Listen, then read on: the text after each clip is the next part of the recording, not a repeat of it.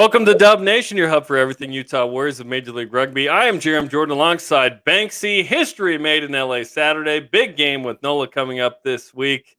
Banksy, you're looking good, by the way. Did you trim the beard? No, it's getting longer. I just put a little product in it now. I got to make sure I clean up and stay shaped and stay tip-top, Listen, the Utah Warriors are doing the same thing. Nice performance, albeit in a loss, a historic one, which we'll recap in a moment, and then a big game with NOLA, and then Austin next week. So it continues. Let's go. We're live on the Utah Warriors Facebook, Twitter, and YouTube accounts.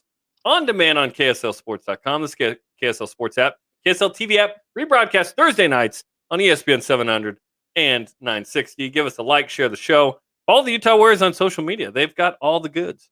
And if you have a comment, fire away. We'll try and get to some of those throughout the program. And we are handing out some swag per the norm, and this is another piece of nice stuff. This is a piece of top shelf gear that most people can't get their hands on.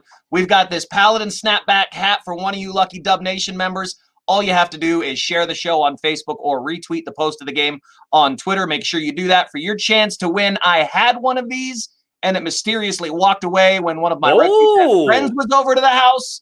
And so not typically something that is available for purchase. I believe this is the team hat that the guys wear when they travel and on training days, and it can be yours. Right now, this is my favorite hat. I love this hat. I think it's amazing. I wear it all over the place. I absolutely love it. So this one's my new favorite one right here. Is that white or a gray? It's gray. It's just the mask. It's like this. It's like a golf hat. It's super lightweight. I love it. It's awesome. But you can get the one that I can't get anymore with that Paladin team hat. So get your hands on that. Hey, if not even Banksy can get that, it's pretty good. I got no connections. I don't believe that for a second. I know you and I know Billy, and that's it. Who's Kimball? Here's what's on the rundown. Recap the historic game in SoFi Stadium in LA. What a cool experience for everyone involved. We'll talk about that. Scores from around Major League Rugby. Where do the Warriors sit in the Major League Rugby standings now? We'll preview the matchup with one of the top teams in the league, NOLA Gold. This is a big one. We'll also update you throughout the program on a game that's happening as we speak, just kicked off between Austin and LA. So that's interesting. A little Wednesday night rugby as we do this live on Wednesday evening. And we'll chat with hooker Sama Malolo. All this guy does is score. He's incredible. And today's Rugby 101 discusses the jersey numbers and positions attached to them. Okay, so let's recap the game in LA. Obviously, the big story is the fact that the Warriors are the team that played the LA Guiltinis in a one-off, perhaps more later, in SoFi Stadium, home of the Chargers and Rams. And it's the first game of any sports kind with fans. There's about 5,000 fans in there. Pretty cool experience for those guys to be in there. And, it goes the way of the Guiltinis, 38-27. Guiltinis still just have the one loss this year. But Utah played really well. Got down in this game. We'll walk through it in a bit. But what did you think of the Warriors' performance as they, go down 38-27 in this one? I think the tail of the tape was kind of misleading at how well the Warriors played, and I think that's why it's so frustrating to see the result as a fan. I mean, the possession, the repeated phase play, the control at times that we were able to have was incredible. The poise and the maturity, the word I use is teeth. There was an anger, there was an edge to this team playing against LA. They really wanted it, and it was really unfortunate that they came up so much more on the short side of the scoreboard than what I think the quality of that game really reflects. The Warriors are really good at the following: getting a late try, whether it's to win it, which happened the previous week against DC, or to get a bonus point for a fourth try, which happened by Lance Williams in the 82nd minute. It was a little too late, right, to actually win the game, and we'll get to that in a moment. But that got at least the bonus point for the 4 tries. Utah, this is just the second time in 8 games that it wasn't decided by 1 score. The blowout win against Toronto, and now a 2-score loss against LA in this one.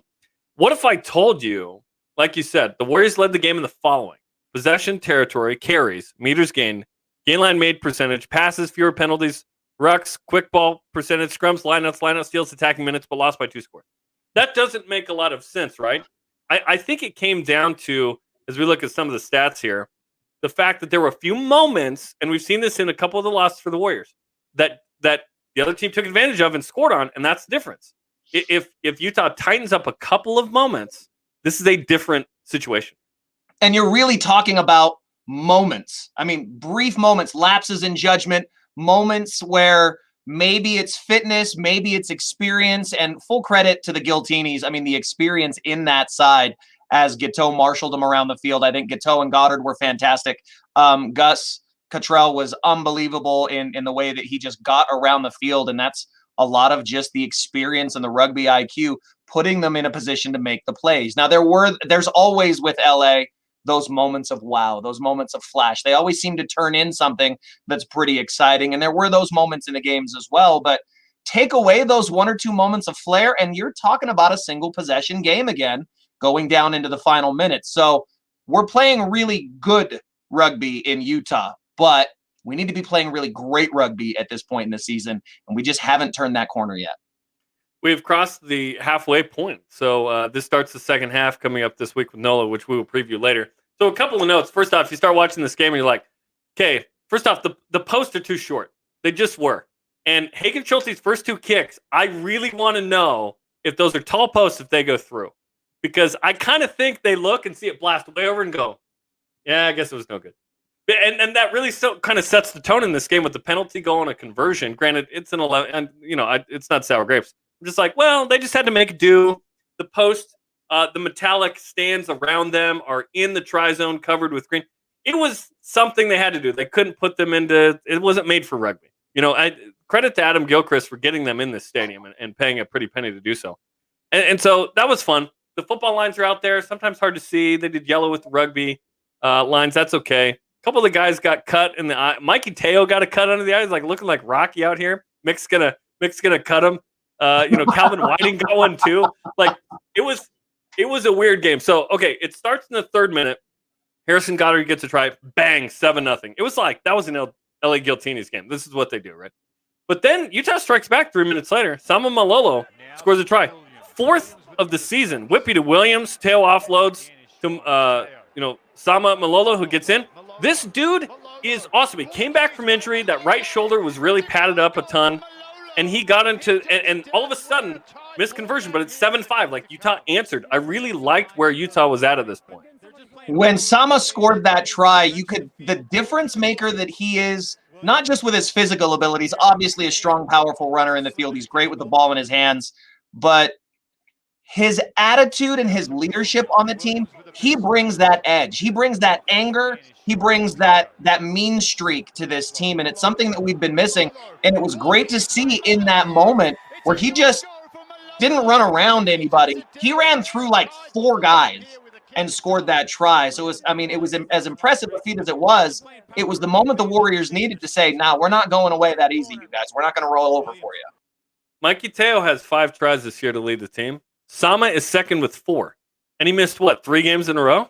Yep. He would be the leading try scorer on this team if he wasn't hurt. Okay, Hagen Schulte gets a penalty goal later after he missed one, so it's 8-7. Matt Giteau gets a penalty goal. It's 10-8. Harrison Goddard, after a nice grubber through the defense, Ryan James scores it 17-8, so now it kind of gets out in front of Utah. But then a nice kick and chase in the 28th minute. Thomas Tuival, great bounce. I thought he was going to grab it and take it in for a try. Instead, he taps it back, and then LA gets possession there. I thought that was a moment that, Utah didn't take advantage of it. And perhaps Utah cuts into the lead right there. That was one of those moments where maybe Thomas, not having played as much top-tier rugby, no, you got to get your hands on that. The more the ball bounces around on the turf, the more likely it is for something to go wrong. If you've got your hands on it enough to tap it away without any other contact around him, you've got to grab that ball. Even if you just reform the ruck at that point, the pressure is still on. Baska's playing the ball incredibly quickly. The speed of the recycle from the Warriors was fantastic and basically had our way at the breakdown with very few exceptions. And it was something that should have been. It's easy for us, though, in hindsight to say, oh, well, he should have grabbed that. It's really easy for us armchair quarterbacks to say, well, if that was me, I should have done this. So, yeah. Full credit to him. He ran the good line. He probably heard the support behind him and thought he was just going to tap it down there. But in hindsight, if he gathers that in, we recycle 2-3 phases quickly. We're probably talking about Mikey Teo, Mika Cruze, James Vaifale walking in on the outside with the pressure and everybody still trying to recover. Vaifale was fantastic, by the way. Man of the match for the Warriors in this one. He was great. Okay, in the 36th minute, we saw something really funny. So John Ryberg ends up getting a try that would have put LA up 22-8. He knocks it on as he's dotting it down. It comes loose. There's no video assistant here as we watch this. Yep, comes out. Okay, and Dan Power called it in the moment, but Derek Summers goes, "There are about 12 screens. I can't deny it." He said, you hear him say that, right. And so they called it a knock on, which is it was so funny. In that, when he does it, he basically goes to sit down and just duffs the ball. Absolute brain fart, duffs the ball. About a guy that has international rugby experience. Like, there's no reason for him to do that. Make sure. And he just laid the egg right there in the try zone for the whole world to see. And in that stadium, there is a giant ring of high definition going all the way around. So no TMO, no replay official, but all you got to do is look up and you see an 8-foot-tall Ryberg just squatting in the try zone and that ball dribbling out the back. There was no denying what had happened. 4 minutes later, Angus Cottrell gets a try. It's 24-8. At this point, it was like, shoot, against this team, this is going to be tough. But the game wasn't over. Paul Mullen comes out. Angus McClellan comes in. He wins the scrum 2 minutes into the half. And that kind of set the tone of a certain physicality that was awesome. 44th minute, Sama Malolo drives into the try zone off a maul, but he's held up by Billy Meeks. And again, a minute later, Thomas Tuival spills it in the try zone. Again, that was a missed moment to cut into that. Also, giving up that try right before the half was a critical moment. You talk about some of the basketball coaches I talk to, they say, listen, the 4 minutes in football, the 4 or 5 minutes right before the half and the start of the next half are really crucial. And in this moment, LA scored and prevented 2 scores. You want to talk about, I mean, it's kind of a cliche, right? Like the final 4 minutes are crucial. Obviously, the final 4 minutes are crucial. It's your last chance to score points. But there's a reason why scoring in those moments is so crucial. And it's about momentum. It's about belief. It's about a team being able to impose their will on their opposition. And, the ability to score at the end of that half could have been, a big stab for the Warriors. But there's still belief there. We get the subs that come in. Gus McClellan is absolutely a unit when he comes in. I mean, we lose nothing. And he plays the full final 40 with that chip on his shoulder for not getting the start. I mean, the first time in 37 matches, Gus hasn't had the number 3 jersey on. Think about that stretch. For That's a long tight head streak. prop to have that kind of streak playing the physical rugby that he does in that position, 37 straight for the Warriors, he wanted to make a statement that should be his number 3 jersey. And, it's really tough to deny the way that he played and the physicality that he brought. But now you push to the final 4 minutes and the Utah Warriors have the ball. We're talking about the final moments with Lance Williams scoring a try, even though, LA can just look up and go, scoreboard, guys. There was momentum there, and it left us a good taste in our mouths as we look forward to next week. So, Corey Thomas gets a try for LA. It's 31-8. At this point, it's, feels like it's over. But 59th minute, James Vaifale, again, had a tremendous game. He gets a try. Excellent play off of a maul. He scores, and, it's 31-13. It's still an 18-point deficit, but Vaifale, nice play here to spin around and dot it down in the left corner. It's 31-13. In the 70th minute, Van Buren helicopters into a tackle, reaches across. It was a great play. Hagen Schulte perhaps banged up, or Utah in a hurry because Calvin Whiting made a conversion, and it was pure. And then, so 10 minutes to go, all of a sudden, Banksy, it's 31-20 as we see Van Buren reach across. It was a great play. It felt like there was a chance here, but a line out 10 meters from LA's, try zone for the Warriors is turned over, and then Cottrell scores a try, and then it's 38-20. Lance Williams scores the one you mentioned, then it's 38-27. Most of the game went right for the Utah Warriors.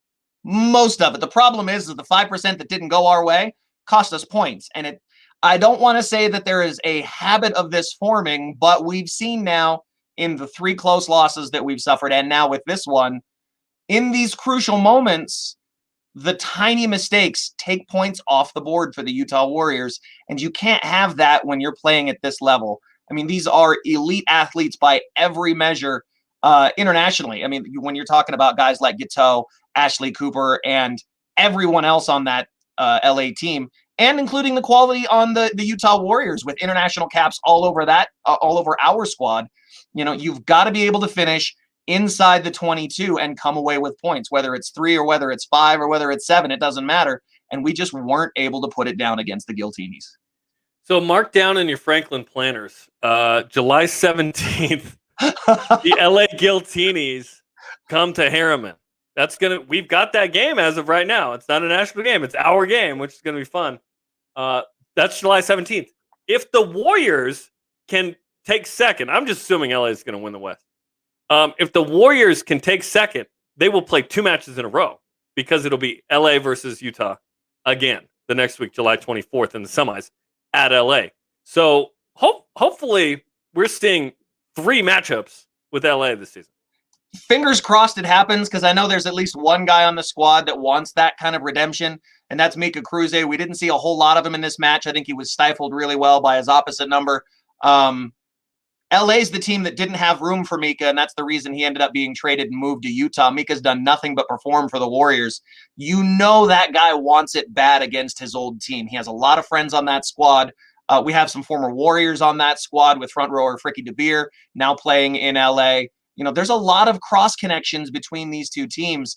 And I think some of the most entertaining styles of rugby in Major League Rugby. Obviously, LA can rack up the points with anybody, but the combination of power, speed, and the finesse of the kicking game for the Utah Warriors, there's no other team in Major League Rugby that's trying to do what the Warriors are doing tactically.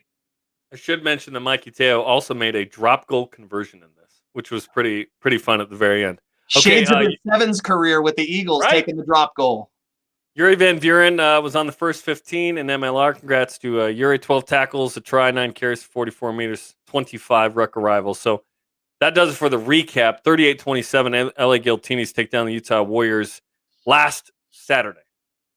The Junior Warriors program is on the rise, and if you want to get your kids involved in the Junior Warriors program, sign up for the upcoming clinics. It's just $25. These happen 2 hours before home games out at Zions Bank Stadium here in Harriman, Utah.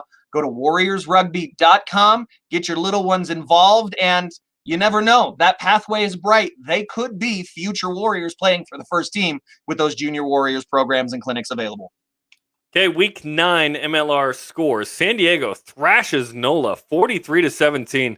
6 tries from the Legion. Joe Peterson had an 85-meter try. That's the most consecutive meters he's run in probably 20 years at a time, plus 3 conversions, a penalty, 14 points. He almost outscored the goal himself. First bye for San Diego now this week. NOLA 0-5 in the MLR history against San Diego. They're starting to play rugby like we thought San Diego could. Things are starting to click. That team is way too deep, and there's way too much talent on it to not. And we see it from another typical powerhouse in the West starting to put some things together. They've had to add a lot of players to do it. I know you probably have it in the news with the announcement that Ma'anonu has re-signed with San Diego as a player coach going forward into next season. So that's a big acquisition for them and something even emotionally to look forward to that's going to bring a lift to your franchise. Okay, Toronto defeats Houston 19-10 on the road. This is a defensive battle here. The South Americans scored the 3 tries for Toronto. Montero, De La Vega, and Diana dotting them down. So Toronto continues to get stronger in the East. Diana really finding form. The back rower has really kind of turned it on for Toronto and is probably leading the way with the physicality of that team. It was impressive to watch, and not the most entertaining style of rugby, not the flashiest style of rugby, but they've proven they can win the tough games. They could be a bigger contender than what the points tally shows in the Eastern Conference as we look into the second half of the season. Rugby ATL takes down New England 33-18. Free Jacks finished with 13 men, 2 yellows there. A 5-try day from the Rattlers. ATL doing what ATL does. They've been built to play with speed and to play with aggression, and they continue to do it against any opposition. Austin beats Rooney 16-9. So Rooney decides the last 2 weeks they don't want to score any tries. Dan Hollinshead injured, left the game at halftime. That was a big reason for that. Beat LA 2 weeks ago with 6 penalty goals. Wow. Austin scored 1 try. and put up 16 points. Gilgronis, amazing defense. They really do have a good one. Mac Mason, 4-4 on kicks. 3 penalty goals in this one in the win. Not to look past NOLA, but there is a date with the Gilgronis looming, a rubber match against the loss early in the season. That's a physical team. We saw it in that first match away for the Warriors. They're going to bring it and want some redemption and maybe to put a little space between them and the Warriors as we get down to this final run to the postseason. The game to which you refer is Saturday, May 29th at home. Warriors fans, get to that one. FS2, ESPN 700. We're going to have that one. It's going to be awesome. Okay, last game of the week. DC beat Seattle 22-18. Sunday afternoon game, bonus point.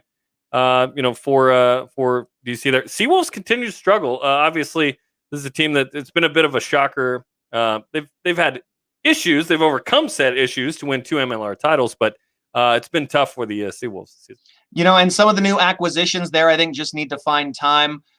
Age may be a factor in some of that too. Obviously, some of the elite names in that squad with the addition of Sama Malolo coming back. But is he past his prime in the best of it? Do they still have it in the tank? They put it together against the Warriors and got a big win, but haven't been able to do it against just about anybody else in the league. Okay, let's get to the standings. Western Conference first. LA Gilgronis up 10 on everybody. Woo! Okay. And then Austin up 8 point on Utah. A little bit of separation starting to happen, although San Diego just right behind, and then Houston and Seattle a bit behind at 13 and 12. Probably a 4-horse race for the 2 spots in the West. Again, we're about halfway through. San Diego's played 9. Everyone else has played 8 at this point at the midway point of MLR. I wouldn't be surprised if we see things get really scrappy from 2 through 5, really, on that standings chart as we go down the back half of this season. There's a lot of tough road games for these teams facing Western Conference in-conference rivals. It's going to be tough to come away with that, what we assume is the number 2 seed with everybody chasing LA. The next 2 weeks, huge for the Utah Warriors, just massive. NOLA, which as we look at the Eastern Conference standings, tied for second with 24 points. Rugby ATL ahead at 26. Rooney right there. Toronto right there at 22. Look at the difference. 6 points differentiate the East. You know what it is in the West? It's 24. So there's a big disparity in the West, but the East is tight, man. It is tight. And now NOLA comes in at 24 points. We've seen the leaderboard change every single week in the East. There's been a new team atop that leaderboard, and teams that were at the top now finding themselves at the bottom of the leaderboard and struggling to really fight for that 1 and 2 position. You've got to think Toronto's going to start pulling it out. NOLA is playing tough. Rooney proving that they can win the tight ones, but how much do they have left in the tank through the back half of the season? I think Rugby ATL is going to be there in the 1 or 2 by the time the season's all done. Yeah, it's a crazy race in the East. That wraps up the standings. The Utah Warriors want to find and develop talent from all around the country, not just here with our own Pathways program. So we're going coast to coast, baby, with the new Pro Days for the Utah Warriors coming in June and July. Join us in Brighton, Michigan, right here in Salt Lake City, Utah, Tucson, Arizona, St. Louis, Missouri, and Philippi, West Virginia. You must be MLR College Draft eligible to participate in these Pro Days, but get your name on the map, get your name on somebody's clipboard, get your name on the watch list. If you're leaning towards wanting to chase a professional rugby career, the Utah Warriors want to find you, and we're willing to go literally coast to coast to find it. Get more at warriorsrugby.com. I put that info in there. I have to correct something I wrote. It's open to everybody. Is It's it? open to everybody, yeah. Which Brandon Sparks told us 2 weeks ago. On the show. So yeah, correction. Sorry, my bad. I should have it's open to everybody. They changed that. They changed Everybody that, which is show exciting. up. Look, we've Let's got go. MLR draft pick Big Elijah on the front of the Pro Day cover there. You're talking about a guy that continues to develop for the Utah Warriors. We haven't seen him yet this season, but come out for the Pro Days, and you never know. You could be suiting up for Dub Nation. Let's go. We'll get you on the show. Okay, games this week in round 10. LA Giltinis at Austin Gilgronis. Right now. You want to know the score? It's 7-0 Giltinis in the 18th minute. So there you go. Who do you have in this one? This is a battle of 1 and 2 right now in the West. The Giltinis, I imagine, are going to stretch their lead here. I'm not going to say the fix is in for Adam Gilchrist. I mean, really, he wins either way. he and some of his investment groups own at least part of both of those teams. So it's a win-win for him, but I think he wants it to stay 1-2 as it is. Yeah, I feel it. The biggest benefit though from that standpoint would be if Austin won, because LA is going to rack up plenty of points against other people. But if Austin could get some points here, no, we're not alluding to anything. Warriors at NOLA. We'll break that down in a minute. Old Glory DC at Houston. Who you got in that one? Tough to pick that because you're talking about a team at the bottom of the West that could really compete with a team that's near the bottom of the East. It's a coin flip in that one. I have no idea. My picks have been terrible this year. I think I'm on like 20% correct picks this year. So clearly I know nothing. I have no idea. That's the theme of the show. New England Free Jacks at Rooney. Rooney certainly will be the favorite in this one, but that's Boston versus New York, man. That's the tale as old as time right there between those two teams. I don't know. I think Rooney's going to have the edge in that one. If they can get some guys healthy in some key positions, Rooney should run away with that. Okay, and then Rugby ATL at Seattle. Rugby ATL certainly the favorite in that one. Can Seattle muster something here?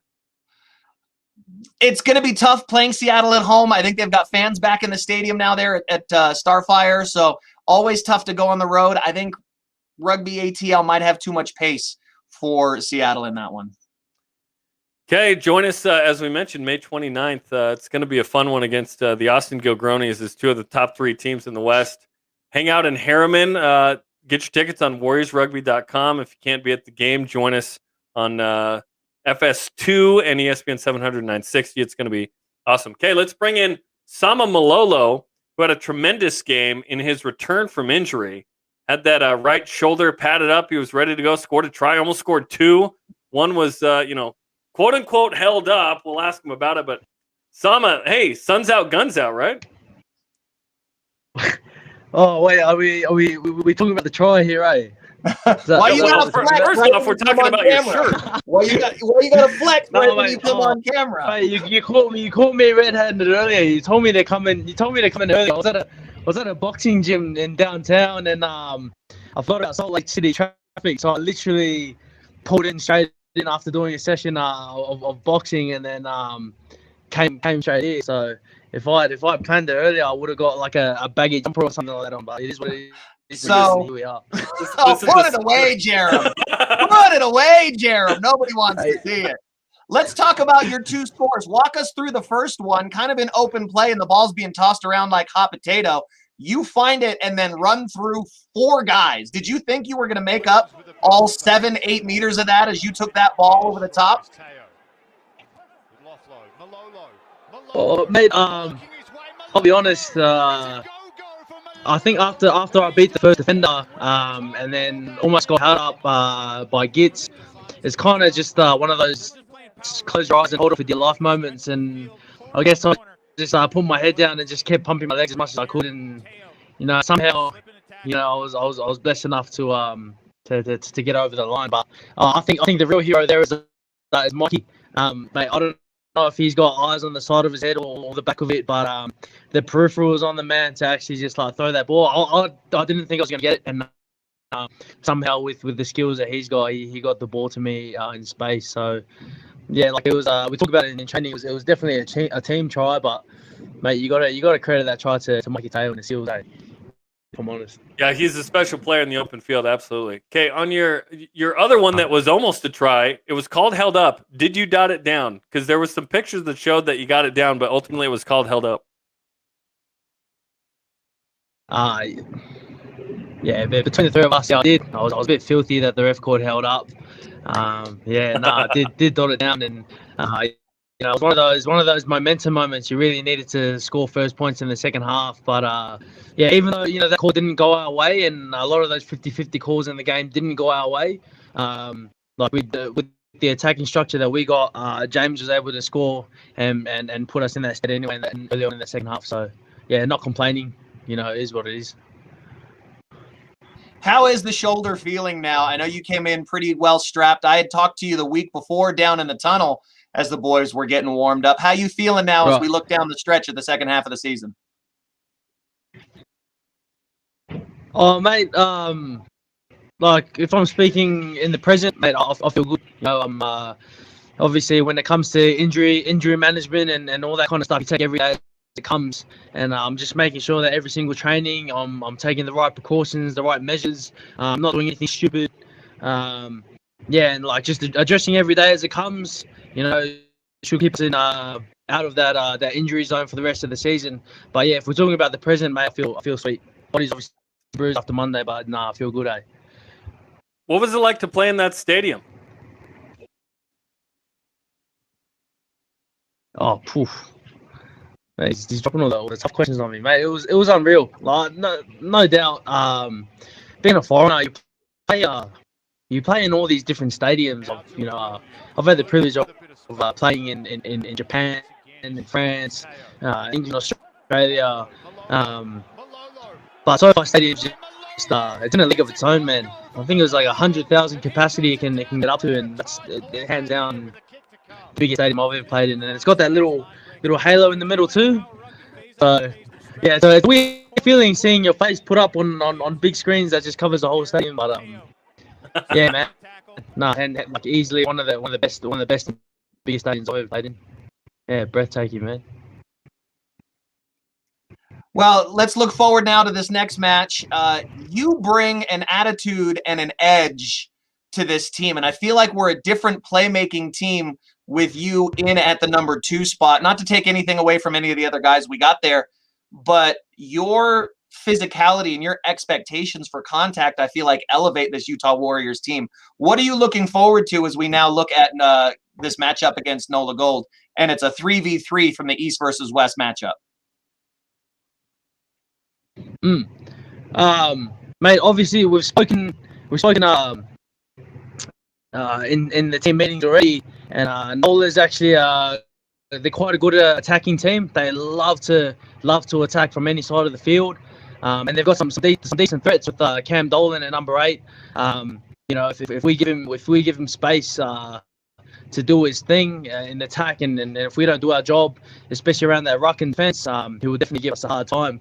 But we've already identified all their threats in NOLA, and I think moving forward, we're going to play something very similar to LA. So if we pin the ball down their end, let them play out, mate. If we bring that same physicality that us forwards like to bring consistently, give it 3 or 4 phases, we'll be able to, play our style of footy, which everyone likes to watch. That entertaining style of Warriors rugby, we'll be able to do that down their end. So nothing's really changed, and we know what to expect, like I said, with those threats. But yeah, if everyone just does their job, which is a big theme in our team, everyone just does their job and does it well, should have a good time down in NOLA. Hey, good time in NOLA. That's the thing that happens a lot with a lot of people, right? Okay, 4-4, 25 points, just a point off of second place right now in the West. How's the team feeling about the halfway point of the season so far? Mate, surprisingly, we feel good. I think, and the team really feels it, is that the games that we lost, we could have won. Like, no team has ever been better than us that we've lost, and we've addressed it in training, and we address it all the time. Is where we lose our games is when we're not doing what we should be doing as a team, and that's the only reason. When we do what we're supposed to be doing, when everyone does their job, we're actually a really good. We're actually quite a threat to the league. So, at 4-4, for most teams, it's that's the time where teams start to plateau, energy starts to drop, and all that kind of stuff. But just having the culture that we do have at the Warriors, where we're very solution based, we know how to address these issues, and moving forward, it's just a matter of addressing the issues throughout the week and then performing on the weekend. So I'm pretty excited today. Just me. Looks like we've got some family members shouting you out in the comments here. Somebody even claiming that we should try and call up old Danny Barrett from the US Sevens to play alongside you. So who is this? Uncle, Dad? Who is this reaching out to you? Can you see the comments there on your screen? That's my namesake. There you go. No, shout out Uncle Sama. No, that's the man that I was named after. So Yeah, I'm the he's the second oldest brother on my dad's family, and I'm the second oldest son in my family. So they named me after him, and he's been a massive support over for me here in the States. So big shout out, Uncle. Thanks for your 2 cents. Yeah, I don't know what the Uncle goal is. Sama's I mean, paying I'd love attention, to man. We need to get Uncle Sama over here to watch you play stateside. Yeah, 100%, 100%. And then back to that Danny Barrett comment. Oh, sheesh, mate. Like, if all I'm saying, Danny, bro, if you're there and you want to come jam with us, feel free to, bro. It's game over from there if we get Danny coming to play with the Warriors, eh? That would be fun. Danny busy working for that Olympic spot for the U.S. Sevens, though, so he's got other things to focus on. Next year. Fair. I mean, Olympic gold medal potential. Major League. I think I know where my priorities lie with that too. Yeah, we're talking to Sama Malolo, hooker on the Utah Warriors. You have 4 tries. You missed a couple games. I think if you had been healthy and scored, you'd lead this team in tries. You're second in the league among the hookers in tries. What role does that play in your game of trying to dot it down? Because it feels like you're one of the more athletic, number 2s in the whole league. Sorry, I missed that question. I gave you a massive compliment, and I can't repeat it. No, I'm just kidding. You feel like I swear, it looks like I did miss that question. I'm just putting it out there. I didn't want you to say that twice. Say it again. I missed that. Sorry, go again. You have 4 tries, second among hookers in Major League Rugby, to Marco, Janci van Rensburg of Rugby ATL. You feel like one of the most athletic hookers in the league. Is that a part of your game? Is that something you want? Is to score tries for this team?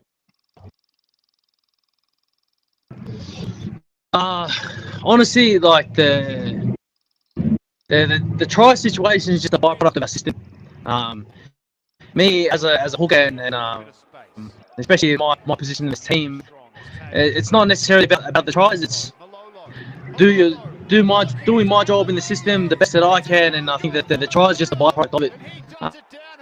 Whether I score, X amount of tries, whether I score 0 tries, if I'm just dead set honest with you, I'm more concerned about my role in the system as a team, because I've come across a lot of coaches who have brought out different plans and different structures, and honestly, the system and the structure of attack that Sean have given us is definitely something that I get around. I believe in it, and so yeah, obviously it's a big compliment, and I appreciate the compliment when it comes to scoring tries and stuff like that.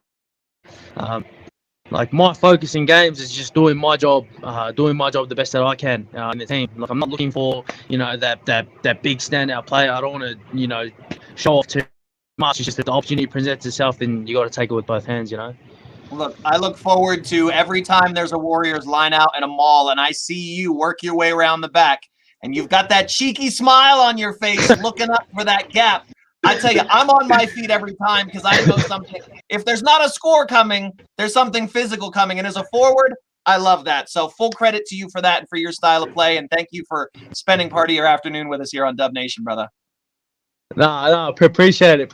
No, just with that, when it comes to that, man, you have a lot of man-on-man moments when it comes to playing footy, and I really love taking those big opportunities, whether you're going to stand up and perform on a certain situation, or if you're going to hide in your shell. So, man, like you said, love the physicality, love all that kind of stuff. But yeah, it's been a minute hanging out with you guys, and really appreciate you guys calling me out. I'm not going to run straight at you, bro, if we ever get the opportunity. Just know that, all right? Oh, mate. Anyone but Jared, mate. I'm probably more scared of you than you are of me, bro.